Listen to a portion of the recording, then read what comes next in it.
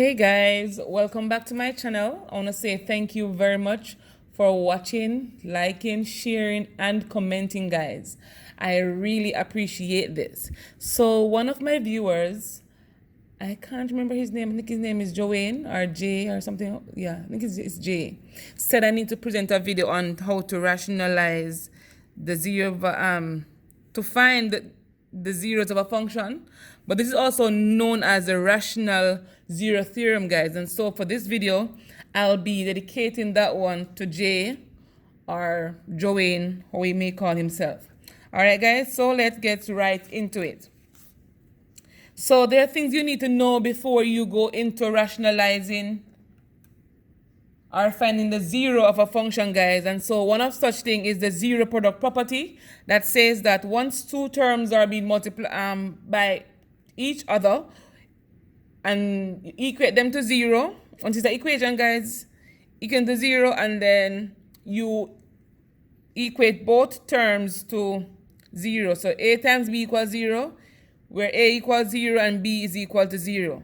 So we need to know how to do this, guys. And once we can do this, we are halfway through it.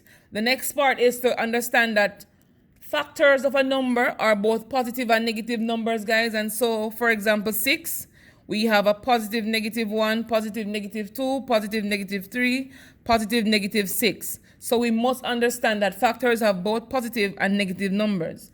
The next thing, guys, is to know how to do synthetic division.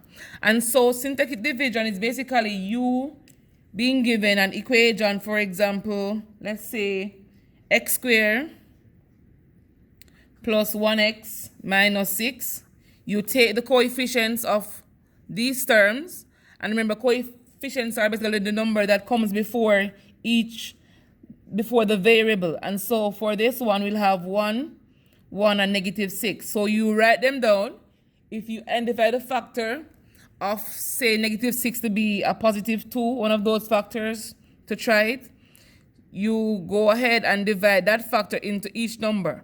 But one thing, guys, synthetic division basically a try and error situation, because even though I may list this factor to be a factor of negative 6, when you divide it, guys, the end product here should be 0. And once you don't get 0, you know that that factor is not a possible solution. So let me show you how to do this synthetic division aspect. So we say bring down the first number, and right here the first number is a 1.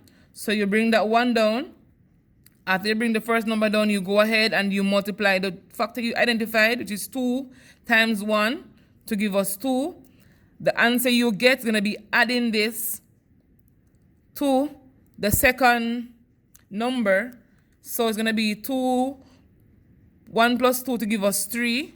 And you repeat the same step, going to be multiplying the 2 times the 3 to give us a positive 6. And again, you add it. So negative 6 plus 6 to give us a 0. And so for this, we know that 2 is a factor of this expression, and the equation, but in this case an expression of this expression. And so what we're left with, guys, would be x plus 3. So having x plus 3 here, we know that we can continue or we equate this to 0 to find the solution. But guys, don't let it confuse you. I'm going to be going into this in details when I'm doing the question. The next step, guys, we need to understand how to do factorization. So we can factorize by the greatest common factor by grouping using the AC method if it's quadratic, or the quadratic formula. So guys, once we know how to do all of that, we can get right into it. But so these will be the prerequisites you need to know. So I also have a few steps we need to follow. So the first step, guys, is to list the factors of the constant, we call that P, and the leading coefficient Q. For example, if you're given 1x cubed plus 2x squared minus 5x minus 6, this negative 6 here would be the constant, and that's our P. Our leading coefficient is 1, and that's our Q. So after finding these factors, guys, we go ahead and we rationalize them by making it into a fraction. The next step, we perform the synthetic division, and then we simplify through factorization. And that's basically it, guys. So let's get right into a question. So we say find the zeros of the following function: x cubed plus 2x squared minus 5x minus 6. So the first thing we go ahead and do, guys, is to list the factors of negative 6. So it's going to be plus and minus 1, plus and minus 2, positive negative 3, positive negative 6. And again, guys, our leading coefficient here is a 1, and factors of 1 is just 1. So P over Q in this aspect will just be all of these numbers over 1, which will actually be the same thing, because anything that is divided by 1 is basically a whole number, and so the 1 is not really necessary. So from here, guys, we're going to be figuring out which of these factors do we want to try first. So I'm going to go ahead and try a positive 1. And when we try a positive 1, guys, we must ensure that it's balanced, where 0 is equal to 0. So let me go ahead and try a positive 1, guys. So 0 is equal to, so I'm going to try x is equal to 1. That means in the equation, anywhere I see x, I'm going to be replacing that with 1. So let's go ahead and try that one. So it's 1 cubed plus 2 times 1 squared minus 5 times 1 minus 6. All I did here, guys, was to basically put in 1 where I see x. So let's simplify. 1 cubed is 1. 1 squared is 1, so 2 times 1 is 2. 5 times, negative 5 times a negative 5.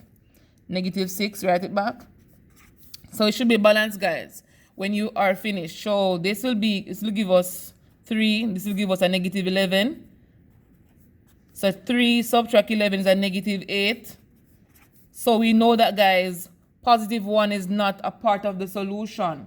So let's go ahead and try another number. Let's try negative 1. So negative 1.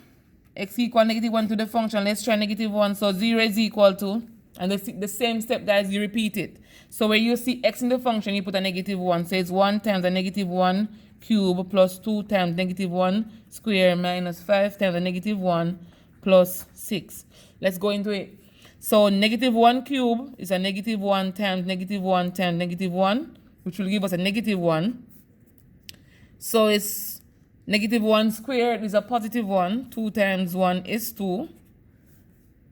Negative 5 times a negative 1 is a positive 5.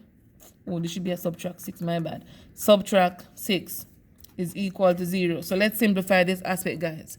So we know that negative 1 plus 2 is a positive 1. Positive 1 plus 5 is 6. So it is 6, subtract 6 to give us 0 is equal to 0. So, guys, having this to be balanced, we know that x minus x equal negative 1 is a factor of the given function.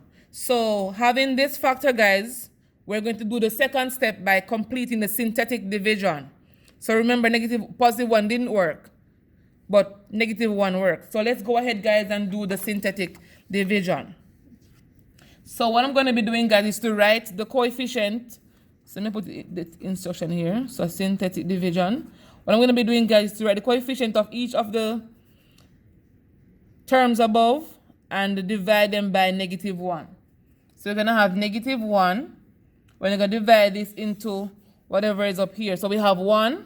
So it's 1. We have a positive 2. So it's 2. We have negative 5. Negative 5. And we have a negative 6.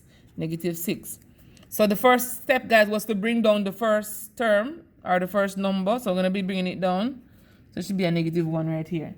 So bring it down. Now we're going to complete the multiplication aspect. So it's a negative 1 times 1, which will give us a negative 1. So 2 subtract 1 is 1. Negative 1 times 1 is also a negative 1. Then you're going to be, negative 1 times a negative 1. So negative 5, negative 1 is a negative 6. Let's multiply again. Negative 1 times a negative 6 is a positive 6. And so negative 6 plus 6 is 0. From here, guys, we know that our constant is no longer on this side is now this one. So let's go ahead and write what we know. So we're left with x squared plus 1x minus 6. So maybe wondering, why is it x squared not x cubed where we started out with? Remember, we found the factor being -1, and so we are taking a factor out, and so if the highest power was 3, you're taking 1x from that, so we're left with x squared, and that's how we get the x squared for this aspect. So from here, guys, we can do synthetic division again, or you can move on to factorization. So right here, I have a quadratic where the highest power is 2. I can do the AC method to see if I can get a number that when I multiply a times c, so 1 times a -6, I'm going to give a -6. We need 2 factors of -6 that when we add them, we get a +1. But when we multiply them, we get a -6. And so this will be our b value in the general formula. So let's go ahead. So we need 2 numbers of this. So we have 1, -6, we have 2, -3, we have +3, -2. So let's try this out, guys. So if we add these two, we won't get, so we know the answer is going to be 3 and -2. So when we add them, we get a +1, but if you multiply them, we get a -6. So we're on the bar right here. So we're going to replace the middle number, or the middle term, with these two. So it's x squared plus 3x subtract 2x is equal, minus 6 is equal to 0. So guys, if you don't know how to do the AC method, I have a video on this. You can go and check it out for further clarification. But from here, having 4 terms, we're going to go ahead and we're going to be grouping, and then we're going to be factorizing. So between these 2 terms, x is common, so we take it out. So x into x squared is x, x into 3x is a +3. Between these 2 terms, a -2 is common. So -2 divide into -2x is a +x. -2 into -6 is a +3. And you simplify and you factorize a second time if something is common between these 2 terms. So we know x plus 3 is common, so we take it out, and we're left with x minus 2. Write it down.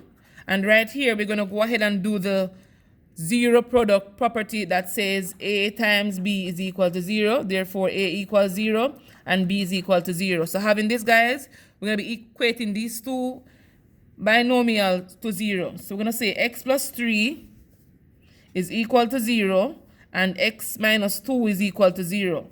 So having this, we're going to subtract 3 from both sides. So x is equal to -3. And for this one, x, we're going to add 2 to both sides. My bad. So x is equal to 2. And so for the solution, remember we found the -1 up here. So we know -1 is a part of the solution. So for the solution, guys, to make this function equal to 0, x is equal to -1, x is equal to -3, x equal -1, x equal -3, and x is equal to 2. And so that's where we find our zeros of the function that we were given. All right, guys, I hope you understand whatever I just explained. If you don't, give me a comment. Let me know if I need to give more questions or I need to find a different method to explain this to you. All right, guys, so thank you very much for watching. I really appreciate you watching this video, and I hope you learned something. All right, guys, have a good one.